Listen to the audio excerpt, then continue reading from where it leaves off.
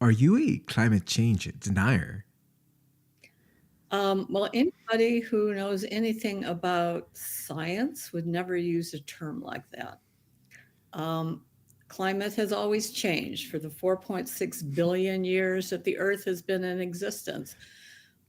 The one thing that I do deny is Mhm. that there is sufficient certainty in all this to support these manufactured consensus about what's going on and what the policies should be. There's just too many uncertainties, too many different values in play. That's Mhm. what I'm trying to do. For example, my new book, Climate Uncertainty and Risk, talks about what we don't know and what we can't know. And it provides a different rationale for policy choices. So, thinking that we've got this all figured out, Yeah. that's what I deny. So where do you think this came from? Oh, okay. People didn't, I was challenging um, the important people who are trying to push this consensus um, for political purposes, for their own career objectives, funding, all sorts of rationales. And I was challenging that, and I was getting too much publicity. I had too much influence. So they tried to figure out how to take me down. So they just started calling me a denier. I think what we saw with COVID, it opened the floodgates uh, wide open. And now, if you questioned COVID, you were an anti-masker, anti-vaxxer. We saw it with that. We've seen it with climate change. But if you don't question the evidence and ask, is there more to it? They'll just regard you as an outcast.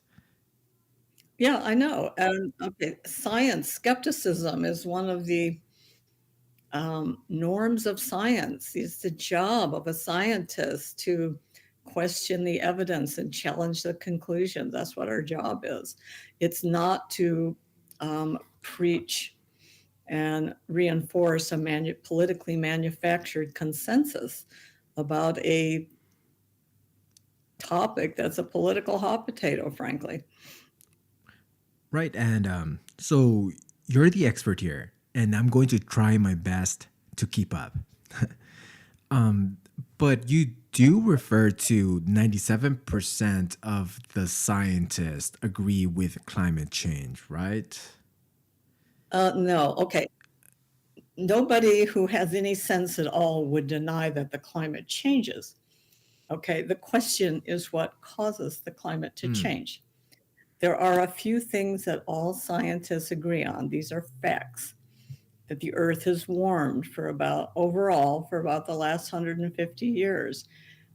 By emitting fossil fuels, humans add carbon dioxide and other greenhouse gases into the atmosphere. And these greenhouse gases have an infrared emission spectra that overall help warm the planet. Nobody questions those issues. But the most consequential issues we do not agree on. How much of the recent warming is natural versus human caused? Mm. No agreement on that. How will the climate of the 21st century play out? No agreement on that. Deep uncertainty on that one. Is warming dangerous? Now we're in the realm of values and politics. There's no prima facie reason to think that warming is dangerous. And then finally, will humans be better off if we urgently stop burning fossil fuels? A lot of disagreement on that one. And again, that's not a science issue. This is one for the politicians, the economists, and the technologists.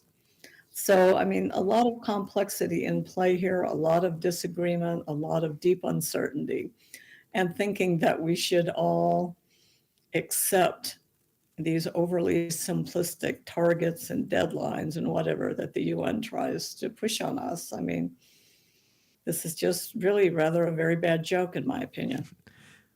So who's a 3%? Okay, this whole 97% is made up. Okay, like I said, 100% of scientists agree on those few things, and then Mhm. there's a great deal of disagreement.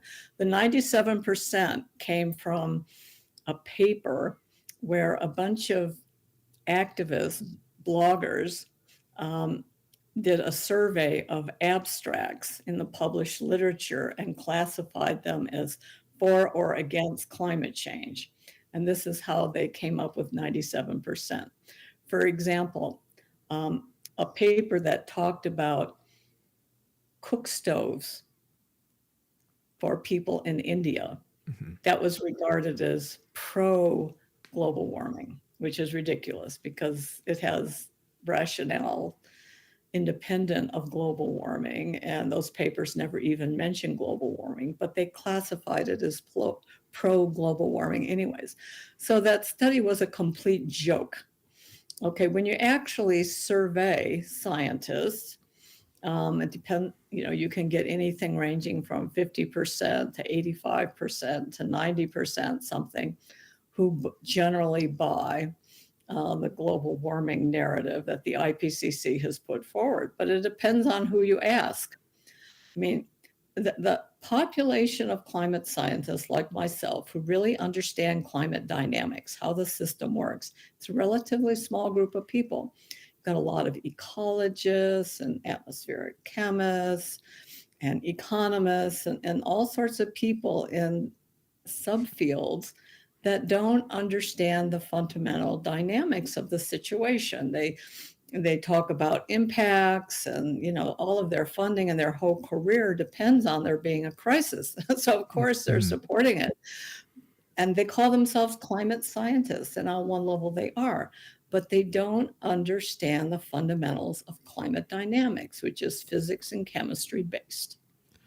Right. Because from what I understand, regarding terraforming other planets, let's use Mars for example.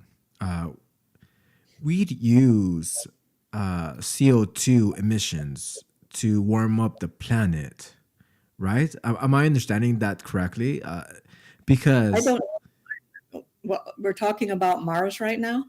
no, yeah. So I'm I using don't know much about Mars. So no, I'm using that as an example because Elon Musk has come out and said in order to terraform Mars, he dropped nuclear bombs to warm up the planet and create greenhouse gases. See, I'm not an expert, so I'm trying to understand that.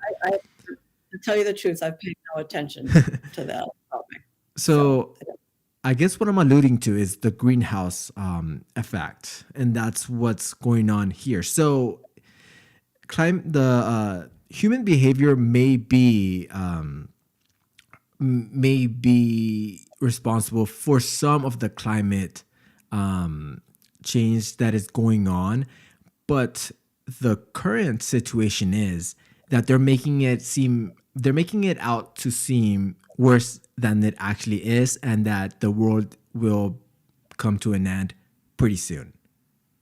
that's true. I mean, humans influence the climate in a range of ways. A lot of it is our land use, cutting down forests, building cities with a ton of cement, um, putting pollution particulates in the air, and also greenhouse gases. So there's a number of ways. Through our use of water, we influence sea level. Um, so there's all sorts of ways that humans influence our environment and the climate. I mean, the urban heat island, all that cement and what we've done, and the cities are much hotter than the surrounding rural areas. So there's lots of ways that we have influenced our climate. And that's 8 billion people on the planet. Of course, you're going to influence the climate a bit.